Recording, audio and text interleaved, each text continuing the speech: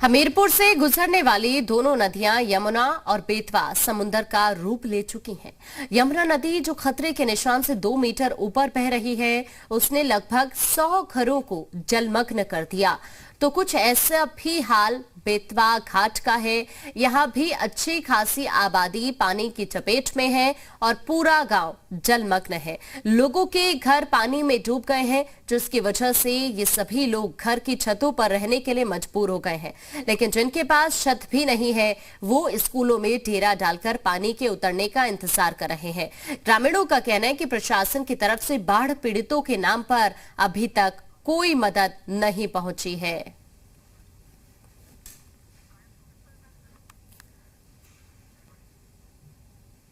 मेरे घर में 4 दिन से बाढ़ आई है और घर में बकरी है, बच्चे हैं 12-13, पर कुछ खाने के लिए नहीं है, न कोई देखने आता है, न कोई सुनने आता है। हम कहाँ जाए, हम किससे कहें? चारों तरफ से पानी भरा है, हमारे कहीं आने न जाने नहीं पाते, न हमारे खाने का है, न पीने का है। रात भर ऐसे बैठे हो गए, बताओ क्या करें हम। इतने लड़के हमारे भूखन मर रहे हैं, न पानी की व्यवस्था, न खाने की व्यवस्था। यमुना घाट जहाँ हम लोग रह रहे हैं 40-50 साल से, यहाँ बहुत बुरे हाल हैं। 100-200 घरों में पानी भर गया है, बहुत सारे घर गिर गए हैं और लोगों की इतनी बुरी हालत है कि खाने का सामान, बच्चे, चारपाई सब छतों में रख के किसी तरीके से रात काट रहे हैं। बिजली कटी हुई है, खाने पीने की समस्याएं हैं, बहुत बुरे हाल है हमारे मोहल्ले में। कम से कम 200-250 परिवार बिल्कुल पूरी तरीके से डिस्टर्ब हो गया है और सब बेचारे बहुत परेशान हैं। बांदा में केन और यमुना नदी ने अपना प्रकोप दिखाना शुरू कर दिया है। यमुना नदी खतरे के निशान से 7 इंच ऊपर है, जिसके चलते बांदा के चिल्ला, पैलानी, जसपुरा क्षेत्रों के करीब 25 गांवों से संपर्क टूट गया है। प्रशासन का कहना है कि बढ़ते जलस्तर को देखते हुए लोगों को समय से पहले आगाह किया जा रहा है। जगह खाली करने को कह दिया जाता है। साथ ही जहां से भी मदद की सूचना मिलती है, वहां मदद पहुंचाई जा रही है।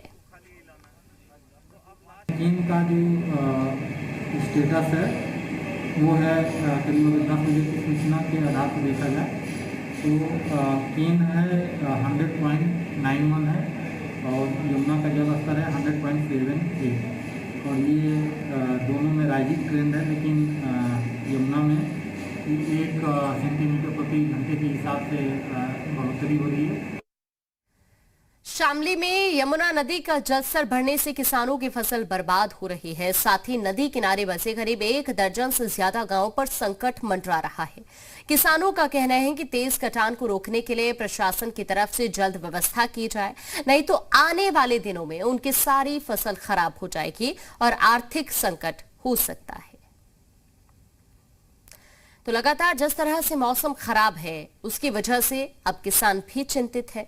किसानों का ये कहना है कि तेज कटान को रोकने के लिए प्रशासन की तरफ से जल्द ही व्यवस्था की जाए, नहीं तो जो आने वाला वक्त है उसमें हालात और खराब हो सकते हैं। जो उनकी फसलें हैं वो खराब हो सकती हैं, जिससे आर्थिक संकट पैदा हो सकता है। इसी को लेकर किसान चिंतित है।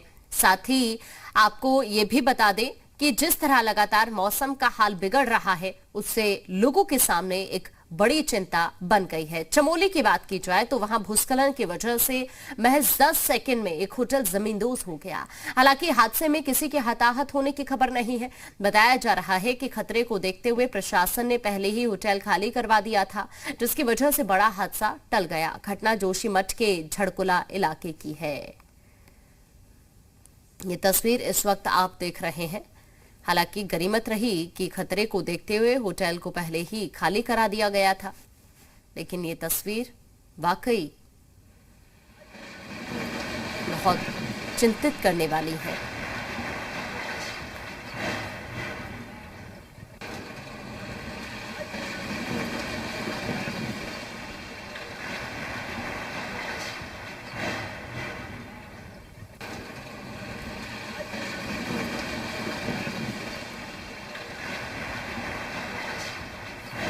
और ज्यादा जानकारी के लिए वाराणसी से विशांत हमारे साथ जुड़ गए हैं, लखनऊ से विशाल है हमारे साथ और प्रयागराज से मोहम्मद गुफरान हमारे साथ जुड़ गए हैं। जानने की हम कोशिश करेंगे तमाम सहयोगियों से कि इस वक्त वहां पर क्या हालात बने हुए हैं, क्योंकि अलग अलग वो इलाके जहां पर ये बारिश से लोगों के सामने एक बड़ी चिंता यहां पर खड़ी हो गई है। सबसे पहले लखनऊ का ही रुख करते हैं। विशाल, इस वक्त वहां से क्या अपडेट है, क्योंकि अलग अलग जगहों की लगातार हम तस्वीरें दर्शकों को दिखा रहे हैं कि मौसम के खराब मिजाज की वजह से जो हालात इस वक्त बन रहे हैं लोगों के सामने। हालांकि प्रशासन की तमाम कोशिशें हैं कि जो बाढ़ प्रभावित इलाके हैं उनको खाली कराया जाए, जो लोग वहां रह रहे हैं उनको सुरक्षित स्थानों पर पहुंचाया जाए। इस वक्त वहां पर क्या हाल है, मौसम का मिजाज कैसा बना हुआ है?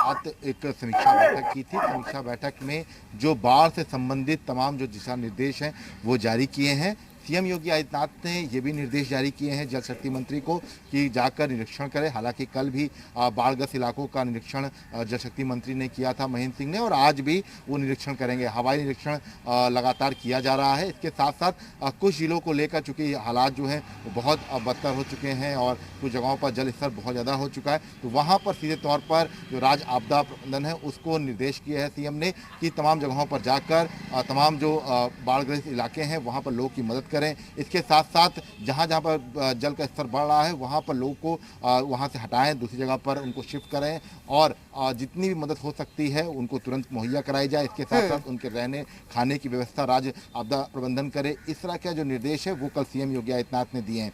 अपने आप में एक बड़े निर्देश हैं और खासतौर से लगातार जिस तरह से बाढ़ की स्थितियाँ उत्तर प्रदेश में तमाम जगहों पर अगर हम बात करें, बाराबंकी, गोंडा, बलरामपुर, प्रयागराज, इसका इटावा और या तमाम जगहों पर लगातार जल स्तर बढ़ता जा रहा है और ये फिलहाल जो खतरे का निशान है उसके ऊपर नदियां बह रही हैं, तो जिसकी वजह से खुद सीएम योगी आदित्यनाथ ने निगरानी करते हुए निर्देश जो है वो जल शक्ति मंत्री को दिए हैं। जी बिल्कुल, सीएम योगी भी हालात पर पूरी तरह से नजर बनाए हुए हैं। लगातार निर्देश भी सीएम योगी की तरफ से जारी किए जा रहे हैं। विशांत, वाराणसी की बात की जाए तो वहां पर भी जिस तरह से नदियों का जलस्तर लगातार बढ़ रहा है उससे लोगों के सामने एक बड़ी चिंता आकर खड़ी हो गई है। वहां से इस वक्त क्या अपडेट है, वहां के हालात क्या कुछ दिखाई दे रहे हैं इस वक्त, विशांत? देखिए, लगातार जो गंगा है और उसकी सहायक नदी वरुणा, दोनों का जल स्तर लगातार बढ़ रहा है, जिसकी वजह से प्रशासनिक अधिकारियों और जो स्थानीय लोग हैं दोनों के सामने एक बड़ी चुनौती हो गई है। मैं इस वक्त 80 घाट के पास खड़ा हूँ। मेरे पीछे भी आप तस्वीरें देख सकती हैं कि करीब 400-500 मीटर तक यहाँ पर खाली था और यहाँ पर इस वक्त सिर्फ पानी पानी आपको दिखाई दे रहा है। सुबह बनारस जिसकी हम बात करते हैं, ये जो एक मंच होता है जहाँ पे तमाम लोग आते हैं, सुबह और शाम एक्सरसाइज करते हैं, छोटे बच्चे आते हैं, योगा होता है, स्केटिंग होती है, वो पूरा पानी पानी में डूब गया है। इसके साथ ही मैं आपको दिखाना चाहूँगा, ये अगर इस जगह पे भी आपको आना है तो नाव का सहारा लेना पड़ेगा। पूरी जल पुलिस यहाँ पर तैनात है, किसी को अंदर जाने की इजाज़त नहीं दी जा रही है। एनडीआरएफ की टीमें लगातार गश्त कर रही हैं। प्रशासन ने एनडीआरएफ को अलर्ट कर दिया है। हमने देखा था कि 2013 से 16 के बीच में भी यहाँ पर एक भीषण तबाही मचाई थी बाढ़ ने, उसको देखते हुए प्रशासन पूरी तरीके से अलर्ट है।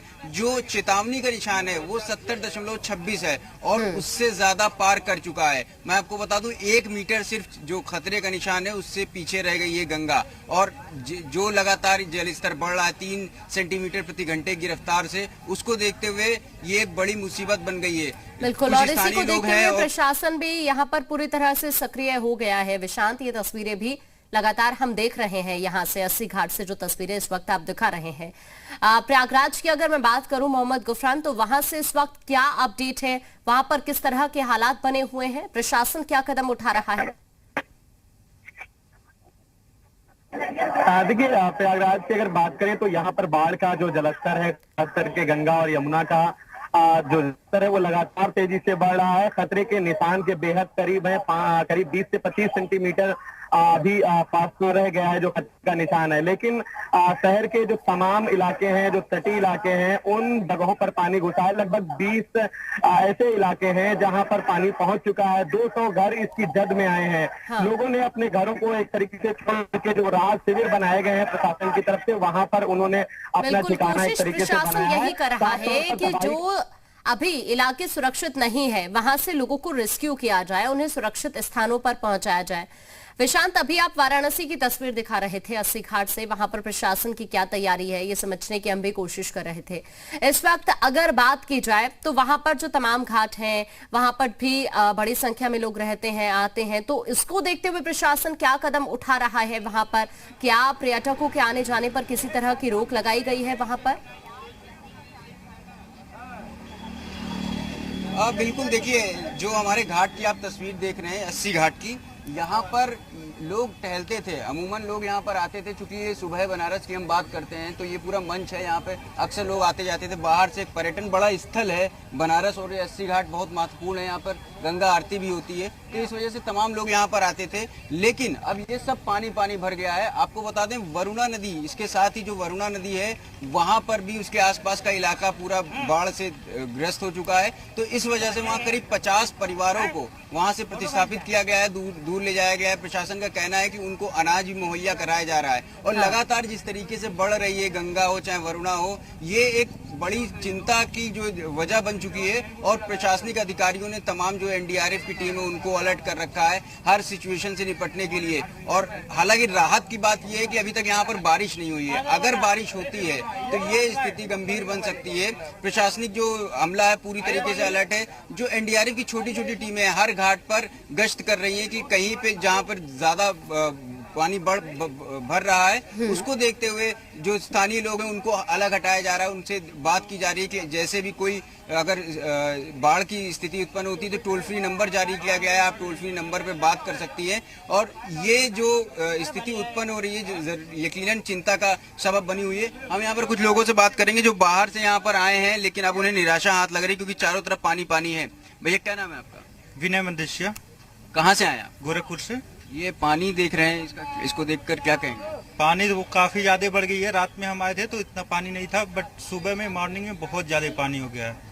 तो आप लोगों को जो नाव की सवारी करते हैं यहाँ पर आकर के, उसका कुछ मिल नहीं पा रहा है? नहीं, उसका कोई लाभ नहीं मिल पाया हम लोग को।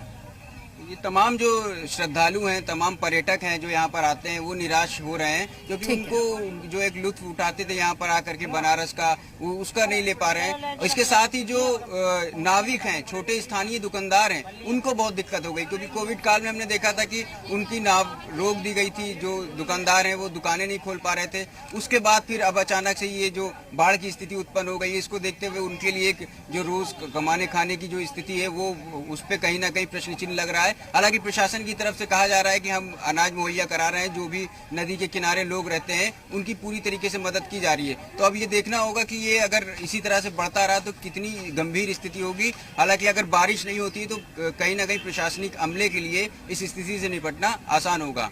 बिल्कुल। और विशाल भी लगातार लखनऊ से हमारे साथ बने हुए हैं। विशाल, इस वक्त की जो तस्वीर नजर आ रही है अलग अलग जगहों से, ये वाकई एक बड़ी चिंता का विषय तो है। जैसा कि आपने भी अभी जिक्र किया था, सीएम योगी हालात पर पूरी तरह से नजर बनाए हुए हैं।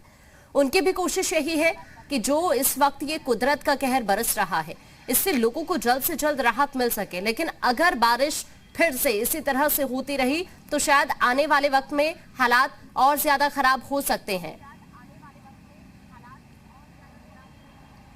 देखिए, बिल्कुल निश्चित तौर पर अगर आप उत्तर प्रदेश के तमाम जिलों में देखिए, बहराइच की बात करें, हम गोंडा की बात करें, बलरामपुर की बात करें, महाराजगंज की बात करें, तो यहाँ पर सबसे बड़ी समस्या ये है कि जो नेपाल का पानी है उसने तो बाढ़ की स्थिति कर ही दी है। इसके साथ साथ तमाम जगहों पर लगातार बारिश भी हो रही है, येलो अलर्ट है। ऐसे में अगर और तेज बारिश होती है तो ये मुश्किलें और बढ़ेंगी, खासतौर से इन इलाकों से चूंकि लोगों का पलायन पहले से ही शुरू हो गया है। हालांकि यूपी सरकार की तरफ से एक बड़ी कोशिश ये की गई थी कि करीब 1.5 महीने पहले ही जहां जहां पर लग रहा था कि बाढ़ की स्थिति आ सकती है तो वहां पर लोगों का पलायन पहले ही करा दिया गया। और अभी भी कोशिश यही की जा रही है विशाल कि किसी भी तरह से लोगों को राहत मिले। शाम भी हमारे साथ जुड़ गए हैं। शाम, इस वक्त वहां से क्या अपडेट है, किस तरह के हालात वहां पर बने हुए हैं?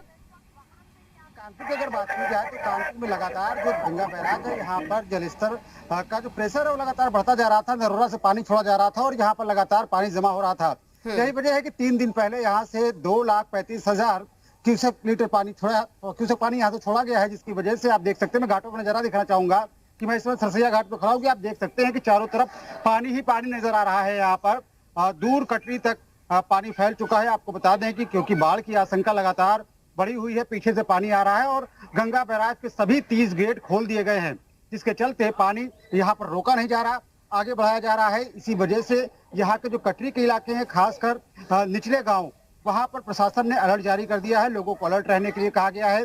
यहाँ पर स्कूलों में लोगों के ठहरने के लिए व्यवस्थाएं की गई हैं। बिल्कुल, प्रशासन हर लगातार नजर कोशिश बना कर के रहा रख है लोगों की सुरक्षा को देखते हुए, किसी तरह की दिक्कत ना हो इसको देखते हुए। शुक्रिया आप सभी का हमारे साथ जुड़ने के लिए। तो अलग अलग जगहों से आपने तस्वीरें देखी, जो नदियों का जलस्तर लगातार बढ़ रहा है उसको देखते हुए क्या अपडेट है वो हमने जानने की कोशिश की हमारे तमाम सहयोगियों से। फिलहाल वक्त है एक छोटे से ब्रेक का।